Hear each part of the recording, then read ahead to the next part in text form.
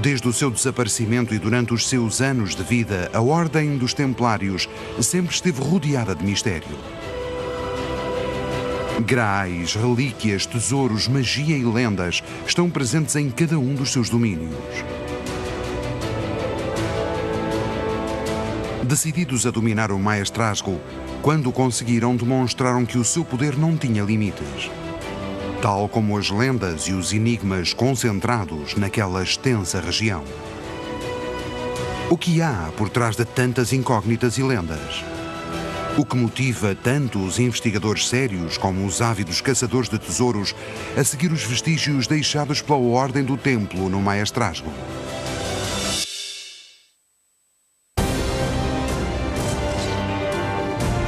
Quando os seus dias de glória chegaram ao fim, os Templários concentraram os seus interesses no Maestrazgo. Pagaram um elevado preço para serem donos de todo aquele território. A mesma fé que os criou também os destruiu. Sabiam algo que a história nos tinha ocultado. As últimas pedras que ergueram no Maestrazgo escondem a sua verdade.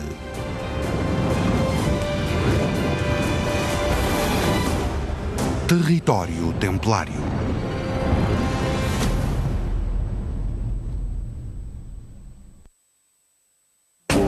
Mistérios Templários em terras do Maestrazgo. Estavam há dias a tentar recolher uma informação.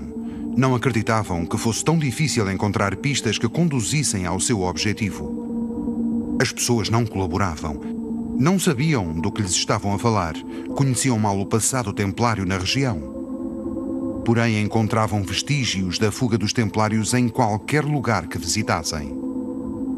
O imaginário da mais poderosa ordem militar da cristandade sobrevivera no Maestrazgo, a par de todo o tipo de enigmas e alegorias. De norte a sul e do leste ao oeste, em toda a amplitude da nossa geografia, inúmeros castelos, atalaias e ameias sobrevivem à passagem do tempo. Reis e rainhas, cavaleiros e princesas, camponeses, guerra, lama, sangue, epidemias, homens de fé e heresias. Sobre as ruínas medievais forjou-se a imagem mitificada de uma época obscura e sangrenta. Por ejemplo, nos imaginamos todas las iglesias sin pintar y sin decorar. Sin embargo, estaban todas llenas de color, muchas veces encaladas en blanco. Los castillos eran más confortables de lo que ahora, de la dureza en la que ahora nos ha llegado. Eso nos crea una distorsión, ¿no? Una distorsión un poco romántica a veces.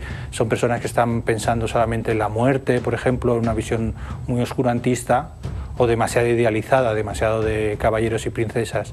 Digamos que vendría a ser el concepto pseudocientífico que viene dado por la mayoría de novelas pseudocientíficas que están proliferando en estos tiempos, no solo novelas, sino series de televisión y también películas. De manera que nos encontramos con mezclas variopintas de templarios, teutones, el Vaticano, los nazis y el Santo Grial. Durante séculos, a Idade Média hispânica foi palco das cruzadas no Ocidente. A Europa cristã feudal confrontava o Islão, chegando até aos nossos dias a imagem de um mundo em guerra, apoiado por romances de cavalaria e relatos de mistério, tesouros e lendas. Onde se encontram os limites entre a realidade e a ficção? Reconheceremos o nosso passado medieval quando o vemos? O que é imaterial também sobrevive ao passar dos séculos. Todos os anos, na Quaresma, Castellón comemora a sua fundação num ambiente lúdico e festivo cheio de luzes e de simbolismo. A população partilha o terceiro sábado da Quaresma desde a La Plana até à Ermida para ir visitar Madalena, numa tentativa de recuperar as suas origens.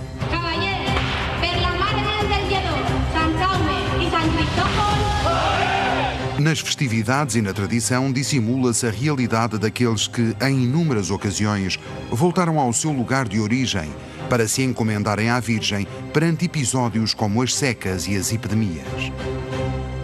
En el caso de las fiestas de Castellón, lo que se conmemora efectivamente es el traslado de la ciudad desde su emplazamiento originario a su nueva ubicación en la plana, en el llano. Es un proceso que efectivamente se produce en Castellón, pero se produce en casi todo el territorio valenciano. Es decir, el cambio de hábitat que supone la conquista cristiana es abandonar el hábitat de altura. Se despueblan también las alquerías musulmanas que estaban esparcidos por las zonas agrícolas y la población se concentra en villas fortificadas. Em 1251, Jaime I autorizou os habitantes do castelo de Fadrel, na colina La Madalena, a descerem até La Plana. A ermida primitiva encontrava-se entre os restos do antigo castelo pertencente à Borriana, enclave onde a Ordem dos Templários era proprietária de 1/3 do território e de várias explorações agrícolas. Houve uma presença templária e com eles os seus castelos, as suas lendas e os seus santos, como Santa Madalena. Podemos ver que los templarios tenían una devoción hacia María Magdalena especial. Todas las zonas que fueron encomienda templaria se mantienen muchas ermitas, muchas tradiciones relacionadas a esta santa. Era más fácil identificarse con un pecador redimido, o en este caso con una pecadora redimida. Eso estaba era más común entre todas las personas. Todas las personas tenían sus matices de grises y el poderse redimir, poder quitarte todos tus pecados de la vida cotidiana y llegar a una cierta santidad, era más asumible que, por ejemplo, imágenes idealizadas como la María, la Madre de Dios o Jesús. A atual ermida, construída em meados do século XV, consagra igualmente um dos seus altares a São Bernardo de Claraval, precursor da Ordem do Templo. Os Templários desapareceram oficialmente em 1312, um século antes da construção da nova ermida. Acaso será esta dedicada aos Santos Templários? Como pôde o culto e a religiosidade templária ter tanto impacto na população mesmo após o seu desaparecimento? El Maestrazgo es un territorio donde todavía está muy presente la huella templaria, en sus calles, en sus edificios, en sus castillos, incluso en sus gentes, donde las leyendas, los mitos, los enigmas están todavía presentes, también en los cuentos populares que se transmiten entre padres e hijos y que han sobrevivido generación tras generación estos 700 años. Muitas das nossas festividades chegaram até aos nossos dias apoiadas pela tradição e pela memória coletiva, esquecendo tudo o que podia haver por trás. Veneramos santos templários? Onde e porquê nascem estes cultos e consagrações? Não há nenhum vestígio medieval vinculado aos templários que estabeleça a ligação entre o real e o imaginário coletivo. A marca da ordem permaneceu no ADN da população, nas suas festividades, nas suas tradições, nos seus costumes e nos seus santos. Quanto conhecemos do nosso passado medieval? E quanto sabemos, na realidade, do que foi a Ordem do Templo e a sua obra no Maestrazgo? Se a história e a lenda se misturam e diluem nos vestígios deixados pelos Templários no norte do Reino de Valência, o que ocultam os relatos sobre os seus tesouros ou relíquias?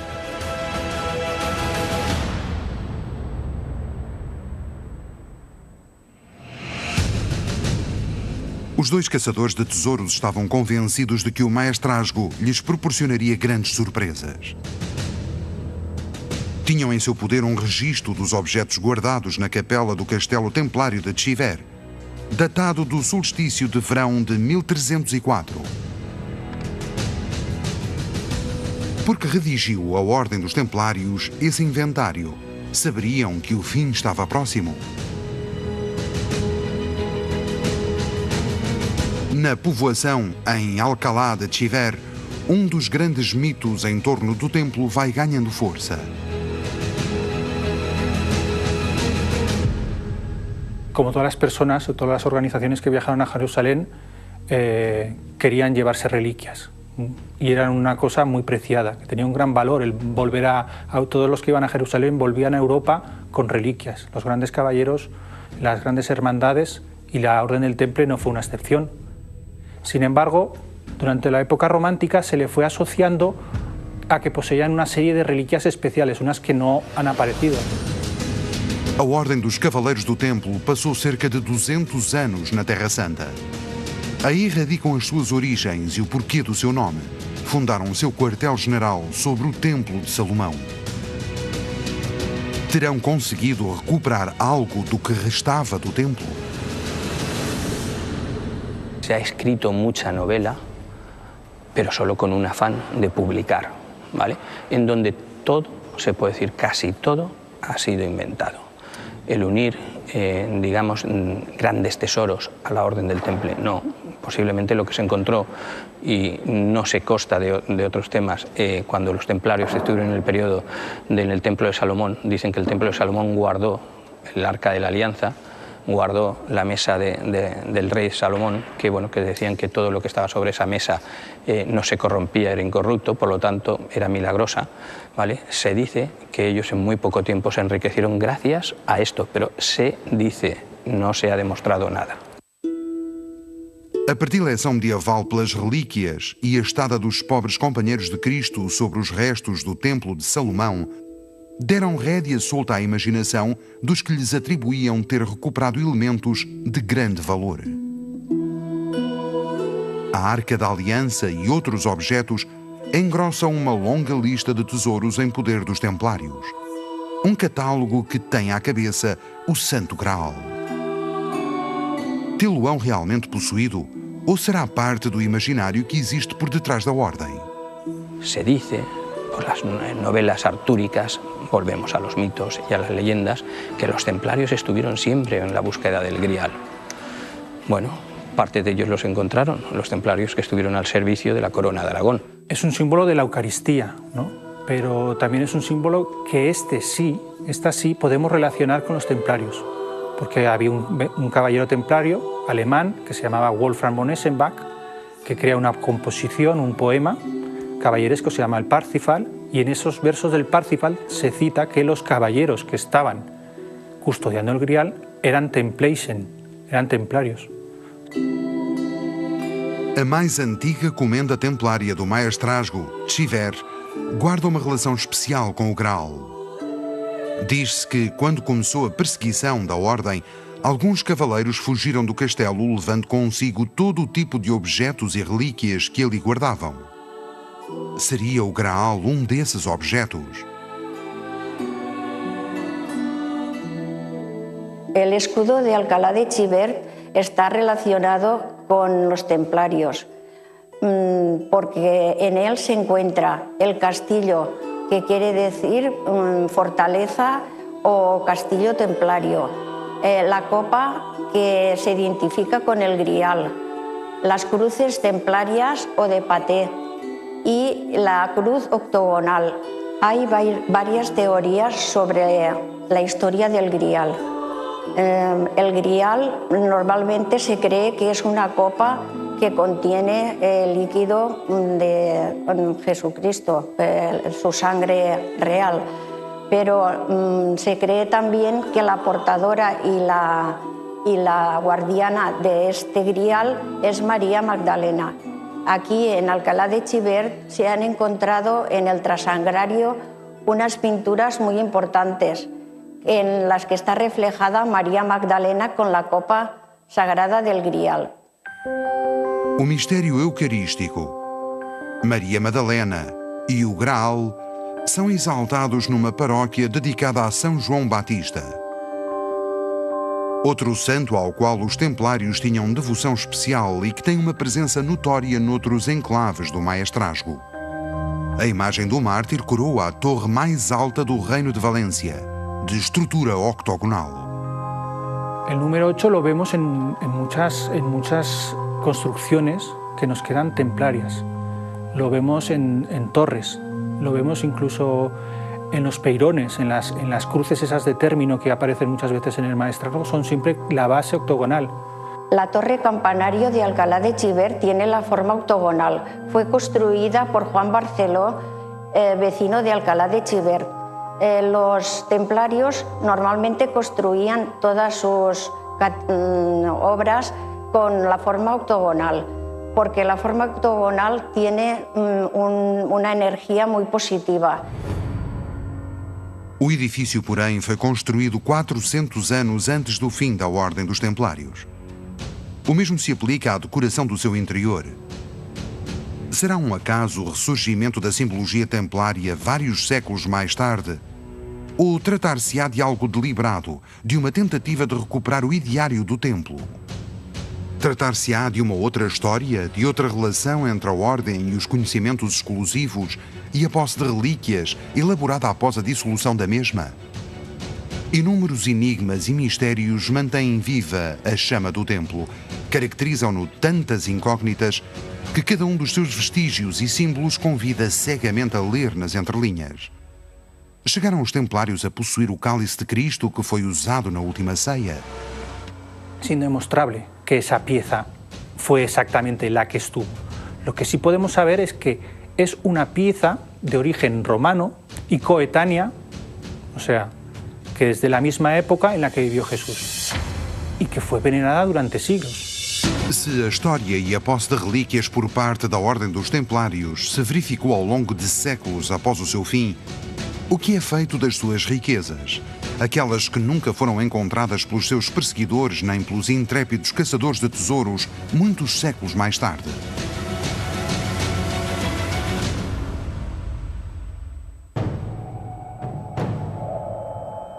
Entre os séculos XII e XIV, existiu uma comunidade de pastores que acreditavam na paz e no respeito. Eram conhecidos por cátaros, os puros. Apesar de tudo, foram perseguidos e queimados. Eram perigosos para a Igreja.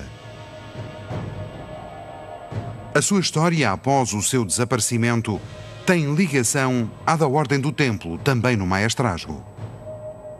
Ao longo dos séculos, há quem tenha seguido as suas pistas por reconhecer neles os guardiães do Graal e de outras relíquias e tesouros. La mayoría de los creyentes cátaros en el Pirineo eran o bien labradores o sobre todo ganaderos, pastores, tenían rebaños de ovejas, de tal manera que eran grandes conocedores de todos los pasos de montaña, de todos los senderos y rutas de la transhumancia. Y muchos de estos pastores justamente llegan a nuestras tierras porque por esas rutas de transhumancia, esas rutas de transhumancia donde el ganado pasaba en los Pirineos los veranos, era el pasto de verano, y venían a pasar la invernada en esta zona situada entre Tortosa, Peñíscola y San Mateo. Lo que buscaban eran pastos que estuvieran frescos y buenos. La transhumancia aparece en todos los sitios desde época inmemorial. Há milhares de anos, os primeiros habitantes do Maestrazgo pintaram nas paredes das cavernas e nos abrigos cenas sobre as suas atividades e a sua mitologia. A mais célebre das suas representações fica em Valtorta, uma zona de passagem entre o Alto e o Baixo Maestrazgo. A mansidão das suas águas, a riqueza dos seus recursos e o seu clima continuariam milénios mais tarde a atrair a comunidade que vinha de longe em busca do acolhimento da região e da tolerância dos seus senhores. E ao contrário dos primeiros moradores que pintavam nas paredes o seu modo de vida depredador, estes não viviam da caça, mas sim da criação de gado. Los cátaros no tenían ningún privilegio en la transhumancia. Ni de impuestos, ni de pontazgos, ni de nada, porque es que eran clandestinos, no podían ir por ahí diciendo, oye, yo soy cátaro, dadme un descuento, porque inmediatamente iba a la cárcel o a la hoguera. Entonces ellos lo que querían era camuflarse, estar lo más integrados posible y ser lo menos visibles posibles. Ellos no comían carne. Pero, por ejemplo, sí que comían pescado, no comían huevos. Y era porque, primero, rechazaban todo tipo de violencia. Ellos no mataban animales, mucho menos hombres, claro. Os principais beneficiários destas práticas de transhumância eram os senhores das terras por onde passavam e as cidades que se dedicavam ao comércio da lã. Do oeste a leste, da Teruel à Peñíscola, não atravessavam um território que não pertencesse à Ordem do Templo.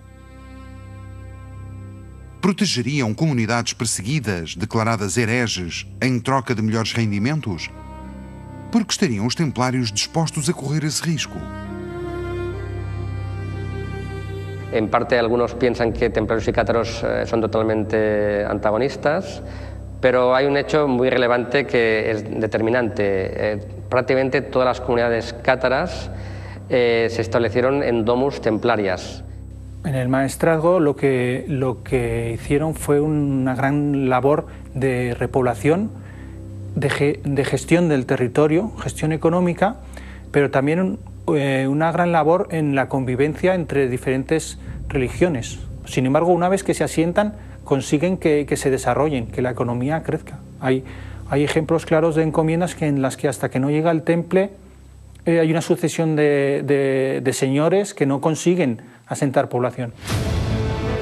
Para além de serem monges e guerreiros, os cavaleiros da Ordem do Templo também foram caracterizados pelo seu perfil económico. Cada comenda controlava o tecido produtivo da região. Terão os templários protegido os cátaros pela pujança da sua atividade económica ou haveria outro motivo? Encontrar-se-á aqui a origem da relação entre ambos, uma relação para além do aspecto religioso e criada em torno da guarda de relíquias? Os que perseguiram primeiro os cátaros e depois os templários procuravam riquezas, grandes quantias em dinheiro, fruto das suas atividades económicas. Al no aparecer una gran cantidad de dinero, que es lo que esperaban, se generó la leyenda. Es más lo que se ha ido haciendo se ha ido diciendo de ellos durante siglos que lo que realmente podemos llegar a saber en este tipo de cosas. Y sí es verdad que hubo algunas misiones alemanas pertenecientes a la Ahnenerbe, que era la oficina que tenían las SS destinado a este tipo de investigaciones histórico, arqueológico, mitológicas por toda Europa, en busca de claves, en busca de secretos, en busca de conocimientos que pudieran ayudarles en la guerra, ¿no? Estuvieron detrás de distintos objetos mágicos que llegaron incluso a España, porque en España tuvimos la visita de nada menos que del propio Himmler, de Heinrich Himmler, que fue el principal directivo, el principal director de las SS. El Indiana Jones que nosotros conocemos, en realidad lo que está describiendo es un tipo de arqueólogo, de investigador que proliferó en la Europa de aquella época. Proliferó, no es que hubiera muchos, pero había equipos destinados a eso, de origen alemán y que estuvieron persiguiendo por distintos elementos, ¿no? Quizás el más conocido sea Otto Rahn, que fue un individuo muy interesante, que estuvo en Francia en torno al castillo de Rennes-le-Château y que tuvo oportunidad de investigar pues, el tema templario y cátaro sobre todo, ¿no? Geograficamente, existem regiões com um atrativo natural que cativaram o ser humano desde as eras mais remotas. O Maestrazgo foi o palco de histórias de sobrevivência. Aqueles que pintaram as cenas de caça nas paredes das grutas encontraram refúgio adequado para que milhares de anos mais tarde continuassem a chegar novos habitantes, fugindo do frio inverno da intolerância. Los templarios eran respetuosos con los demás, porque además eran respetuosos con los sufís, respetuosos los sufís de árabes, ¿no? O con los rabinos, eran respetuosos con otras religiones y con otra forma de ver la religión. Terá sido assim tão grande a influência da Ordem dos Templários no desenvolvimento económico e no ambiente de respeito na região? Caminhos milenários permitiram a chegada ao Maestrazgo de pessoas e coletivos que queriam prosperar, uns pela lã, outros pelas rendas e outros ainda em busca de relíquias que nunca foram encontradas. Ou será que foram? O que procuravam realmente aqueles que cobiçavam as riquezas da Ordem dos Templários? Qual terá sido o verdadeiro legado que os Templários deixaram no território que criaram no Maestrazgo?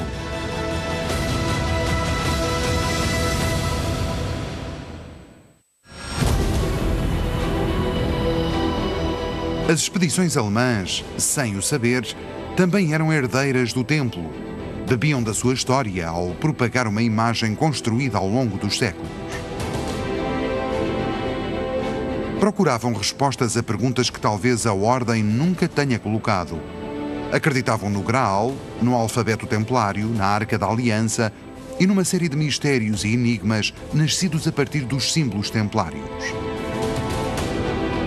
Estavam convencidos de que a Ordem dos Pobres Companheiros de Cristo possuía algo, um amuleto, um conhecimento superior, um poder místico que os levaria a imporem-se sobre as outras potências ocidentais. Viam em cada símbolo, em cada vestígio templário, uma peça de um puzzle. A Ordem sabia algo que decidiu ocultar e teriam de pensar como eles para o descobrir.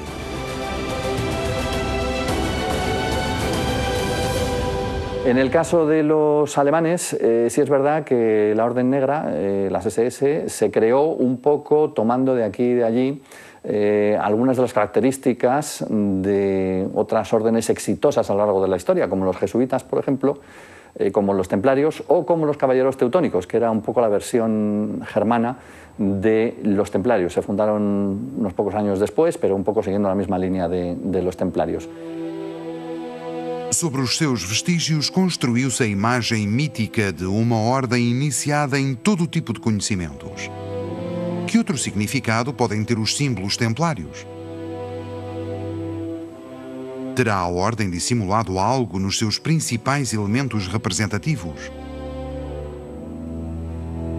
As suas cruzes, as suas comendas, o seu selo e o poder económico e militar que os caracterizou foram objeto de segundas leituras ao longo da história.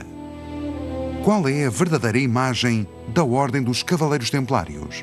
No se puede entender verdaderamente la cultura templaria si no analizamos todo el mundo occidental en su contexto. En la Edad Media, la imagen, digamos que viene a ser el alfabeto de los incultos. Tenemos que pensar que estamos en una sociedad en que la mayoría de gente no sabía leer ni escribir. De manera que se hacen servir de la imagen y a través de los símbolos como un alfabeto en piedra a través de la escultura y de la pintura para adoctrinar. La arquitectura, las imágenes alegóricas, todo ese tipo de cosas servían para transmitir un mensaje. Las iglesias están orientadas a puntos cardinales y se hacían ceremonias en momentos en los que el sol realizaba efectos, por ejemplo, que iluminaban a la Virgen o tal. Na Idade Média, a imagem era usada para evangelizar e ensinar à população a doutrina religiosa cristã, os dogmas de fé e o caminho da Igreja. Cada instituição tinha o seu símbolo, um elemento representativo.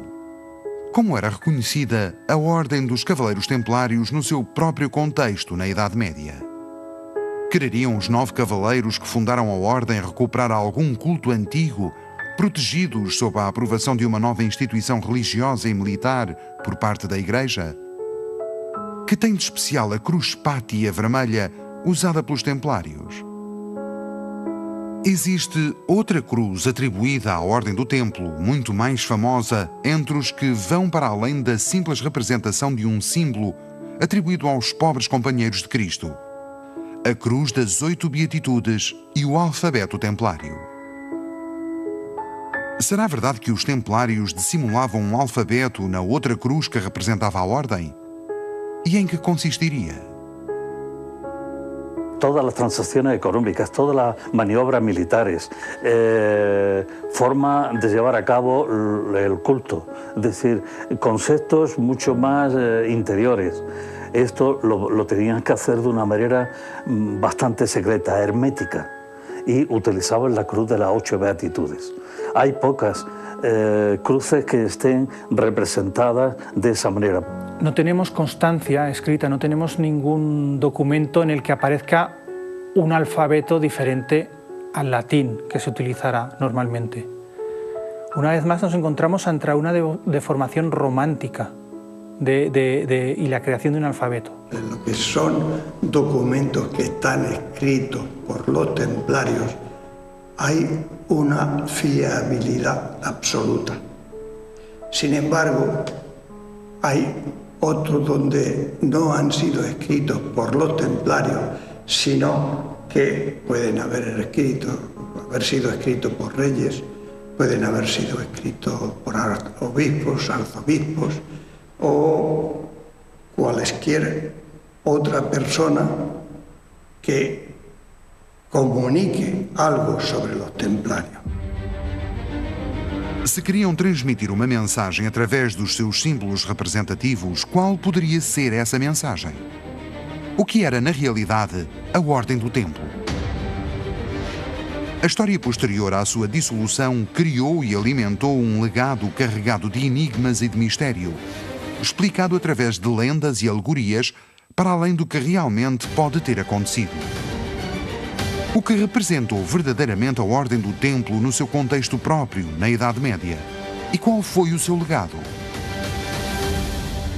Chocaba muchísimo con el miedo que metían desde el púlpito las autoridades religiosas que transmitían el tempus fugit. En cambio, los templarios era el carpe diem, vive al día, porque hoy estamos aquí, pero mañana no sabemos dónde estaremos. Entonces eso es fundamental de tenerlo en cuenta. Pero claro, cuando desaparece el temple, la sociedad pega un salto en negativo para atrás. Teremos uma imagem exata da Ordem do Templo? Poderemos dizer que foi objeto de elaboração de um relato posterior à sua verdadeira história, ao seu tempo e ao seu legado? O aumento exponencial de propriedades templárias ao norte do Reino de Valência, durante os seus últimos anos, continua semeado de dúvidas acerca das suas intenções. Se os seus símbolos, as suas ações e o seu ideário deram lugar a leituras alternativas, a aquisição de Peníscola e a compra de Culla suscitam histórias de magia, alquimia, geomância e forças sobrenaturais. Quais eram as pretensões reais dos templários no Maestrazgo?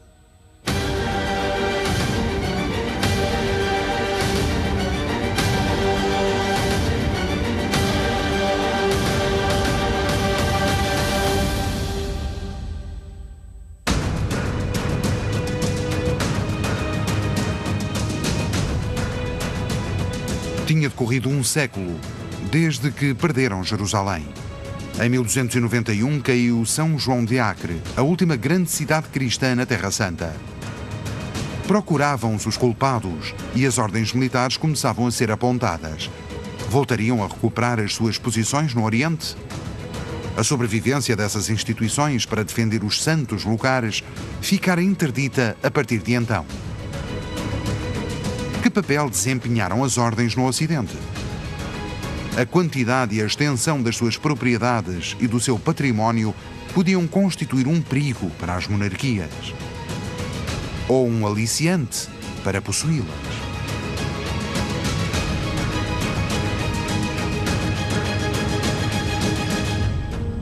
Originariamente y a lo largo de su historia, este patrimonio debía contribuir a la defensa de Tierra Santa, y así lo hicieron, cosa que implicaba una financiación importante desde Occidente a Oriente y que en un cierto modo algún autor ha señalado que fueron como las primeras multinacionales. Eso funcionó de forma importante en sus 2 primeros siglos de historia, pero precisamente con el desplome de los territorios cruzados orientales, toda esta situación se vio afectada.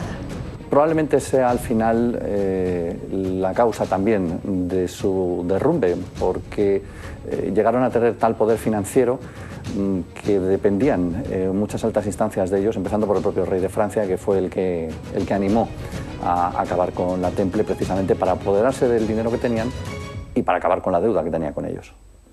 A sua participação na conquista cristã do Al-Andalus e diversos donativos fizeram com que, depois da França, a Península Ibérica fosse o grande bastião templário do Ocidente Europeu. Em finais do século XIII, pouco depois de perder a sua posição na Terra Santa, fixou no Maestrazgo a sua mira. Propôs-se possuí-lo e, em poucos anos, conquistou-o. Mas que interesse teriam verdadeiramente os templários neste território? esta região chegou a acumular a maior densidade de bens templários na península. Por alguna razón, tenían mucho interés en conseguir en este territorio muchas encomiendas. O sea, gastan grandes fortunas en conseguir pequeños pueblos. Tenemos a Culla, en las que pongan una gran cantidad. Al final consiguen casi un territorio homogéneo, una línea que les podía llevar hasta el interior de la península. Podríamos decir casi que era un reino dentro de otro reino. ¿Qué consiguen con eso? Pues un magnífico, estratégico y enorme extensión territorial, que de alguna manera pues tendrá salida al mar, está estratégicamente ubicado ante Aragón y también ante los territorios de Cataluña. Mas e se as suas pretensões fossem outras? Da mesma forma que os seus símbolos e a sua história convidam a segundas leituras, cada uma das suas comendas no Maestrazgo não está isenta de enigmas quanto à sua localização. O que trazia Peñíscola à Ordem do Templo? E Culla?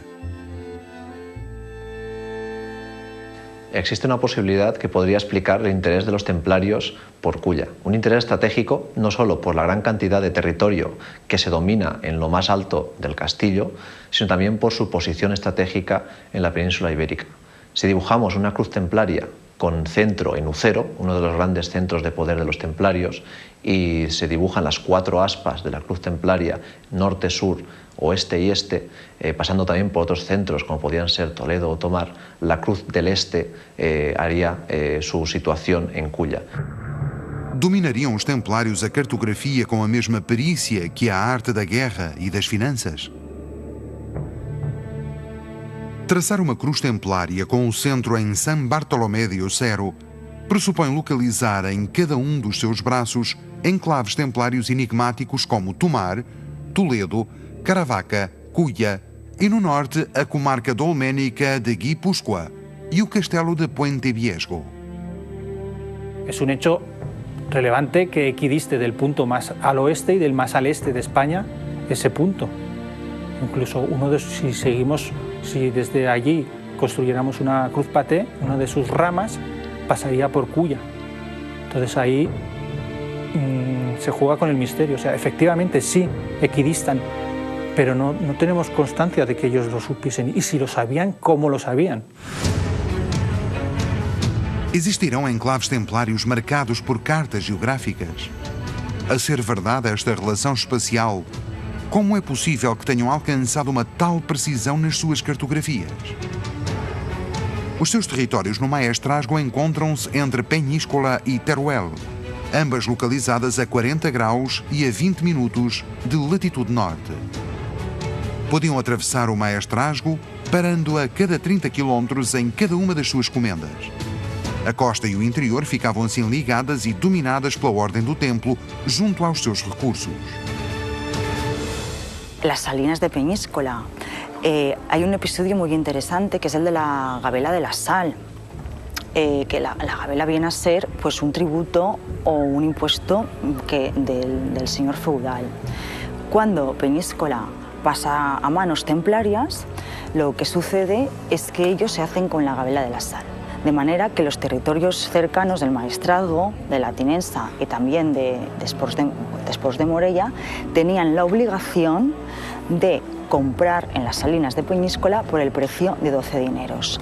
¿Eso que le supone al temple? Pues una riqueza extraordinaria. Si analizamos toda la laboriosidad de los templarios, nos daremos cuenta que en todas las encomiendas se trabajaba de todo, porque en todo se hacía todo, pero en algunas, en la mayoría, había un trabajo más relevante que la hacía más importante, porque de esa manera podían establecer unos intercambios culturales y económicos muy grandes con el resto de la sociedad. Es decir, estamos hablando de una sociedad competitiva. Ellos, dejando al margen la cuestión religiosa, los templarios habían asumido la importancia que tenía que la persona fuera emprendedora, un término que se conoce mucho ahora y se habla muchísimo en el siglo XXI, pero ya en el siglo XIII, en el siglo XII, siglo XIII y comienzos del XIV, los templarios ya tenían asumida esa palabra, gente emprendedora. algo que não é acidental nas localizações templárias. É a exploração de todos e cada um dos seus recursos.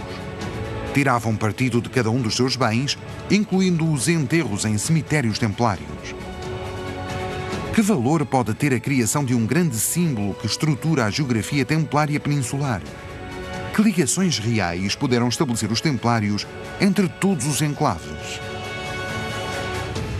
Se não escolhia as suas localizações em função de uma relação geográfica especial, a Ordem do Templo possuía uma autoridade cartográfica que tinha um avanço de vários séculos em relação aos progressos que deram lugar à Era das Descobertas.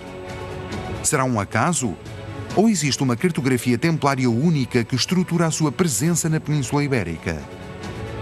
Os vestígios da Ordem do Templo, quer nos seus símbolos, quer em cada uma das suas comendas e em cada um dos acontecimentos históricos que protagonizou, convida a pensar nas verdadeiras intenções da Ordem e no seu projeto antes e talvez depois do seu desaparecimento.